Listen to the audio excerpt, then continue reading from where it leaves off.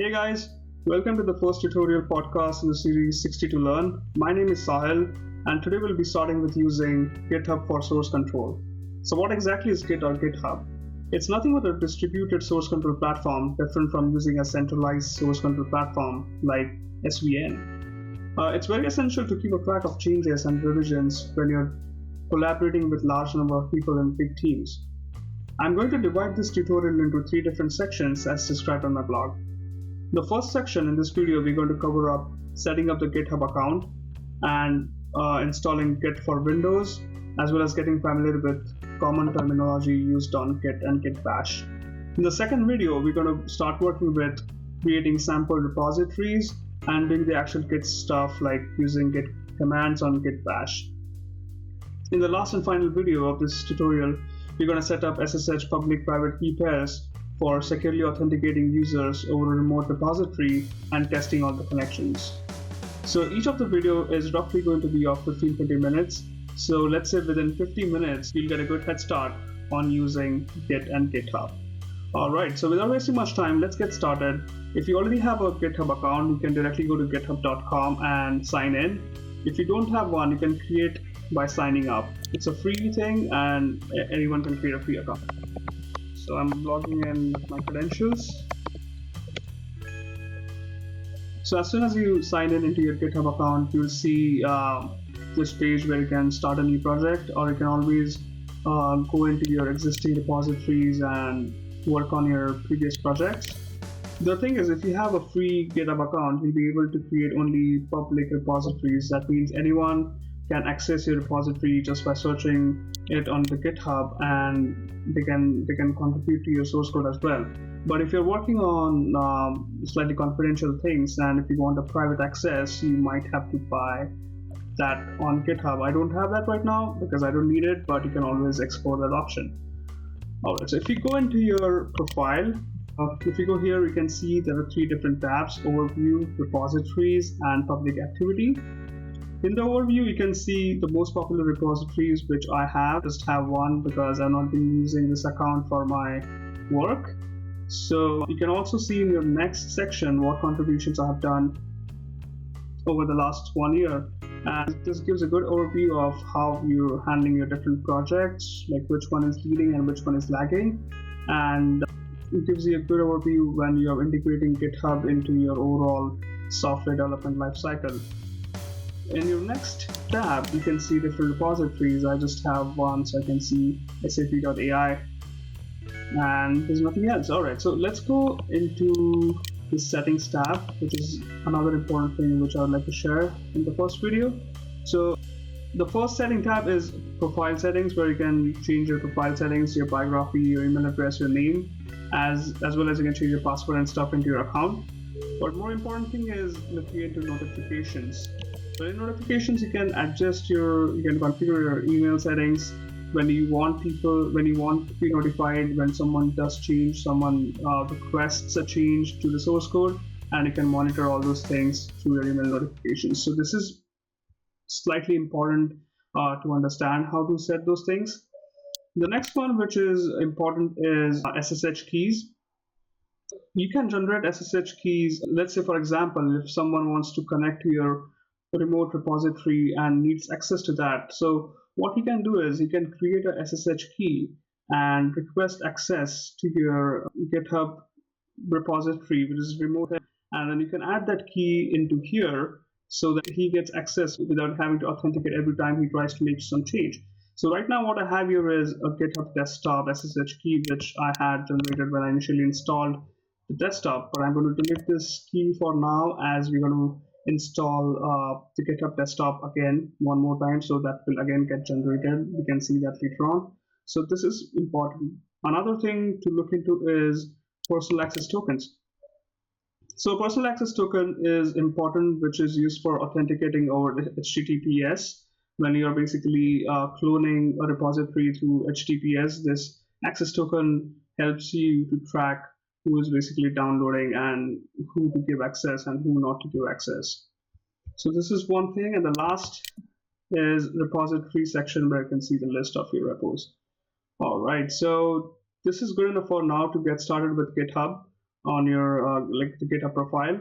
Now let's go to GitHub desktop.github to install GitHub for Windows. If you're using Mac, you can always go to the Mac option and download GitHub for your Mac. But I'm going to start installation for GitHub desktop. So let's install this. Alright, so it's almost done. As you can see, even GitHub is hosted on Amazon AWS, as most of the big companies are right now. Okay. So when your GitHub for desktop gets installed, you should also be able to see Git shell, on which you will have a command line access to functions and other configurations of Git. Let this open up. On the left hand top corner, you can see it's showing me to add a local repository or to create a local repository or to clone a remote repository. So as this is connected to my account, as I was already signed in when I installed my Git for desktop, I can see I have my sap.ai listed here, so I can always download this or clone this and it will get added to my GitHub desktop.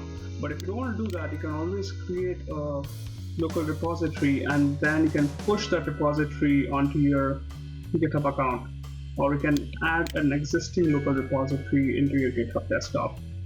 So that's it for now to understand how exactly GitHub for desktop works. The rest of the options and the rest of the configurations we'll see once we actually have repo in here, then we will see what options we can use. So this is one thing. Another thing is, let's see if we have Git shell installed. Yes, so that's perfect. So this is Git shell, which you can use it as Git bash as well in Windows PowerShell. It opens a path to your GitHub folder present in your documents, which is your present working directory. You can always change your folder name. You can always change your path to your downloaded or clone repository once you have it. But since I don't have anything for now, if I do a directory list, I should not be able to see anything. Alright, so since I don't have anything, there's nothing in my GitHub folder listed under my documents, so that's good for now. Another thing which I'd like to share before moving on to the next video in this tutorial is a slight Git cheat sheet. Alright, so this one I got this over internet, and I'm going to post a link to this image so you can always download it for your reference. It's very helpful as it gives a good overview of what different commands you have overall in the structure of Git. So the first thing is remote repository. The remote repository is essentially what you have over your remote GitHub account, where you have the main repository which can be accessed by everyone who has the essential access permission.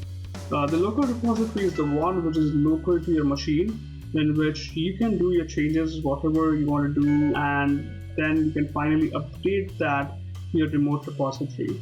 So let's see how that can be done. We'll see that into our second video, but that's what local repository is. If you put anything remotely into your local repository, that becomes a local copy to your machine.